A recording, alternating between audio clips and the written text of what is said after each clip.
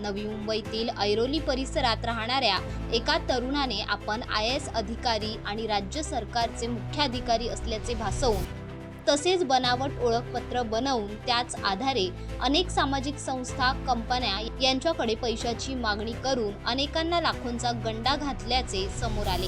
त्याच्या घराच्या तपासणीत अनेक बनावट ओळखपत्र सापडले आहेत। संबंधित तरुणाला पोलिसांनी अटक केली असून पोलीस अधिकारी तपास करत आहेत। ऐरोली परिसरामध्ये राहत आहे। तो गेले 2 वर्ष झालं आपण IAS अधिकारी आहोत, IRS अधिकारी आहोत, महाराष्ट्र शासनाचे मुख्य कार्यकारी अधिकारी आहोत अशी बनावट आयडेंटिटी कार्ड बनवून या परिसरामध्ये विविध शैक्षणिक संस्था, विविध कंपन्या या ठिकाणी जाऊन आपल्या बनावटगिरीच्या आयडेंटिटी कार्डच्या नावाचा वापर करून तो फसवेगिरी करीत असल्याची माहिती आम्हाला मिळाली होती।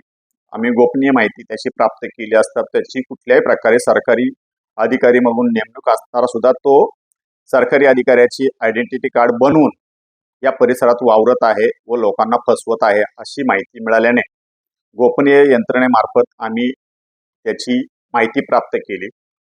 त्यानंतर मयूर पाटील नावाचे एक व्यक्ती आहेत, त्याने पोलीस स्टेशनला या बाबतीत तक्रार दिल्याने त्याच्या घराची झडती घेतली असता त्याच्याकडे एक राजनैतिक विसा बनावट मिळालेला आहे, एक दोन आयडेंटिटी कार्ड मिळालेले आहेत आणि तसेच IPSचा ड्रेस शिवायला टाकल्याचं एक टेलरची पावती मिळालेली आहे। त्यावरून त्या आरोपीला आम्ही अटक केलेली आहे। त्याची 3 दिवस पोलीस कस्टडी घेतलेली आहे। त्यांनी आपला गुन्हा कबूल केलेला आहे की तो कोणत्याही प्रकारे कुठल्याही सरकारी नोकरीमध्ये कामावर नाही।